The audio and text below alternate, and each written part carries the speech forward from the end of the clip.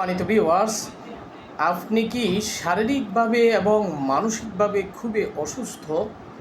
আপনার উপর জিনেরা নজরবন্দি করে রেখেছে, অথবা শারীরিক এমন একটা রোগ যেই রোগের কোনো চিকিৎসা নেই, অথবা কোনো ডায়াগনোসিসের মাধ্যমে রোগ ধরা খাচ্ছে না, তাহলে আজকের আমলটি আপনার জন্য।